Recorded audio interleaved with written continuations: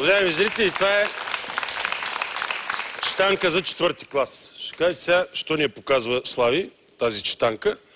Моите сценаристи ми прочетоха едно стихотворение, което е в читанката за четвърти клас.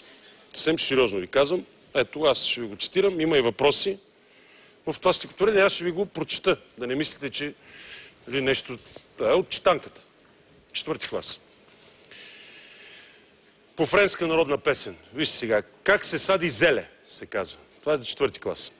Случайно да знаете как съдят зеле по нашия край, а по вашия край напролет чируват деца, старци, лели, по нашия край и по вашия край. Нахълтват в лехите до сушат като хала, по нашия край и по вашия край, и почват да дупчат лехите с палец, по нашия край и по вашия край. По пладне минават оттатък реката по нашия край и по вашия край, където пък зеле засаждат с петата, по нашия край и по вашия край.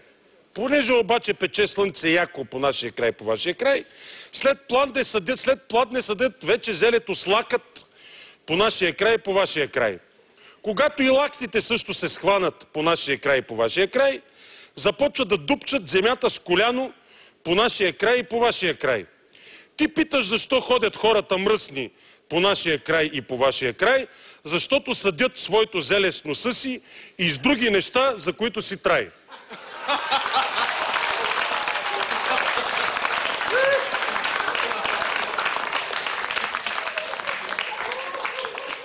За четвърти клас читанка.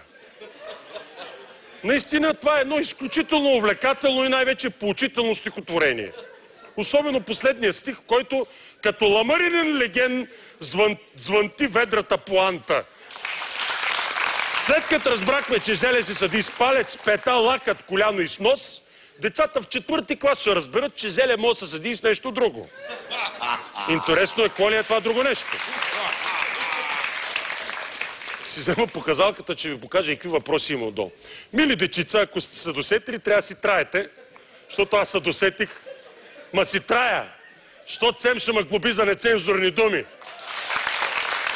Само между другото не мога да разбера как трябва да постъпи учителката, ако някой от децата се досети. Какво е това нещо, с което се съди зелето?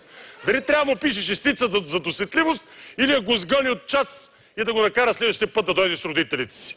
Не мога да отрека, че стихотворението дава знания на децата, особено по анатомия на мъжкото тяло. Въпреки че хигиенната препоръка е занемарена, но пък когато децата разберат как се съди зелето, вече им е ясно защо зелето в кацата си има чеп.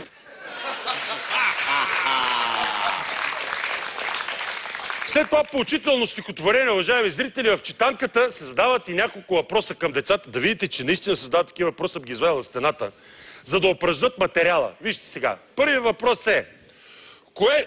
Я прочети, бе. Внимателно. Да, че да го оцелих. Кое е забавното в песента?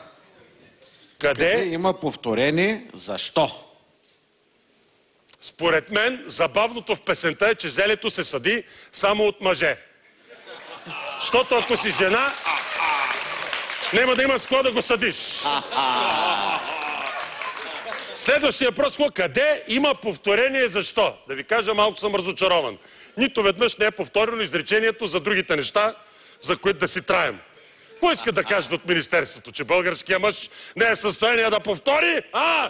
Не може ли да бучне още 2-3 пъти с другото си нещо? Следващата задача, която е дадена на четвъртокласниците, е следната. Кажи, Иване, ето по-надолу. Съчинете своя мелодия по текста.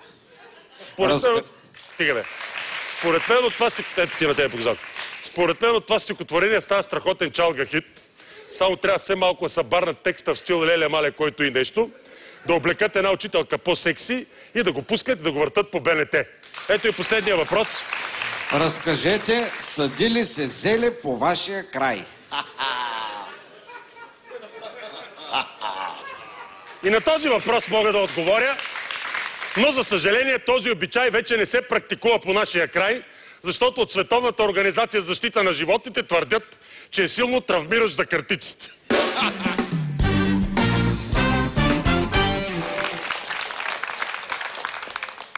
По вашия край и по нашия край в четвърти клас е такива неща, учите, уважаеми зрители, учихме други работи, като бях в четвърти клас.